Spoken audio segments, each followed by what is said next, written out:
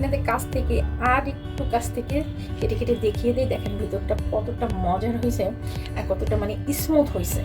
আসসালামু আলাইকুম ভিউয়ার্স, মজাদার সুস্বাদু লোভনীয় একটা ডেজার্ট নিয়ে হাজির হয়েছি। সেটা হচ্ছে পাউরুটি দিয়ে পুডিং বানিয়ে দেখিয়ে দেবো। আর এই পাউরুটি দিয়ে পুডিং বানানোটা দুনিয়ার সব থেকে সহজ একটা পদ্ধতি। মেহমান আসলে বাসায় ঝটপট করে এই পদ্ধতিতে আপনি পুডিং বানিয়ে নিতে পারেন। তো আমি এখান থেকে সবগুলো পাউরুটি নেবো না, জাস্ট 2 পিস পাউরুটি আমি নিচ্ছি। আমি এখানে 2 পিস পাউরুটি নিয়েছি। আর পাউরুটিগুলোকে আমি ছোটো ছোটো করে একটু কেটে দিচ্ছি। আপনারা চাইলে কিন্তু পাউরুটির পাশগুলো কেটে নিতে পারেন, তাতে কোনো সমস্যা নেই। তো যেহেতু আমি ব্লেন্ড করবো দুধের সঙ্গে, তো সেক্ষেত্রে এটার কোনো প্রয়োজন নেই। পাউরুটিগুলোকে প্লেটের ভিতরে দুধ দিয়ে ভিজিয়ে নিচ্ছি। আমি দুধ দিয়ে পাউরুটিটাকে ভিজিয়ে রাখছি। এরই মাঝে আমি ক্যারামেলটাকে তৈরি করে নিচ্ছি। তো আমি ক্যারামেল করার জন্য একটা পাত্র নিয়েছি। ওর ভিতরে আমি 1/4 কাপ চিনি নিয়েছি আর একটুখানি পানি নিয়ে নিলাম। আর যেহেতু আমার পুডিংটা খুব বেশি বড় না, তো সেক্ষেত্রে আমার এতটুকু চিনিতেই ক্যারামেল তৈরি করা হয়ে যাবে। এটা লিকুইড হয়ে গেছে, আর কিছুক্ষণের মধ্যে আমার ক্যারামেলটা তৈরি করা হবে।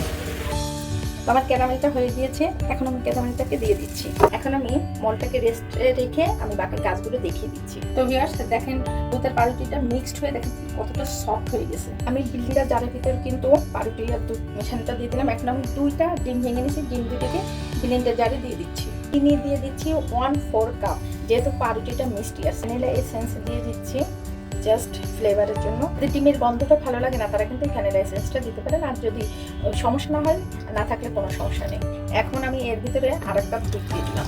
এখন আমি মুখটাকে লাগিয়ে ব্লেন্ড করে নিচ্ছি। দেখেন সুন্দর ব্লেন্ড হয়ে গেছে। এখন আমি মোল্ডে ঢেলে নিচ্ছি। সবসময় পুডিং বানাতে সময় সেকে নিয়ে আজকে আমি সেকবো না, আমি সেকা ছাড়া পুডিংটাকে আজকে বানিয়ে নেব। তো দেখেন মোল্ডে আমি পুডিংয়ের মিশ্রণটা ঢেলে নিচ্ছি।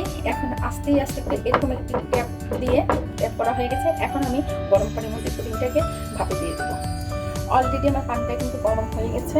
এখন আমি পুডিংটাকে দিয়ে দিচ্ছি। ভাপ দেওয়ার জন্য আমি প্যানের ভিতরে এখন আমি ঢেকে দিব। আমি পাক্কা 30 থেকে 40 মিনিট পরে ফিরে আসছি। আমি ঢাকনা ছিদ্রটাকে ঢেকে দিয়েছি একটা টিস্যু পেপার দিয়ে। অলরেডি দেখেন আমার পুডিংটা হয়ে গেছে। আমি একটা কাঠির সাহায্যে দেখিয়ে দিচ্ছি এটা কতটা সুন্দর হয়েছে। দেখেন কাঠিতে কিন্তু কিছুই লেগে নেই, তার মানে পুডিংটা পারফেক্ট হয়ে গেছে। পুডিংটা আমি চুলা থেকে নামিয়ে ঠান্ডা করে ফ্রিজে রেখে দেন আপনাকে দেখিয়ে দেবো। তো ভিউয়ার্স দেখেন আমার পুডিংটা কতটা সুন্দর হয়েছে। এখন আমি পুডিংটাকে মোল্ড আউট করার জন্য একটা ছুরির সাহায্যে চারপাশ দিয়ে এইভাবে সুন্দর করে একটু আগলা করে দিচ্ছি। আমি এই প্লেটের উপর পুডিংটাকে মোল্ড আউট করে নিচ্ছি। ভিউয়ার্স চারিদিকে শুধু পাউরুটি দিয়ে পুডিং আর পুডিং। ফেসবুক খুললে পাউরুটির পুডিং, ইউটিউব খুললে পাউরুটির পুডিং। তো আমি আজকে আসলে বানিয়ে নিলাম যে পাউরুটির পুডিংটা আসলেই খেতে কতটা মজা। দেখেন কতটা সুন্দর আর কতটা স্মুথ হয়েছে পুডিংটা। আমি আপনাদের কেটে দেখে দিচ্ছি এটা কতটা সুন্দর হয়েছে।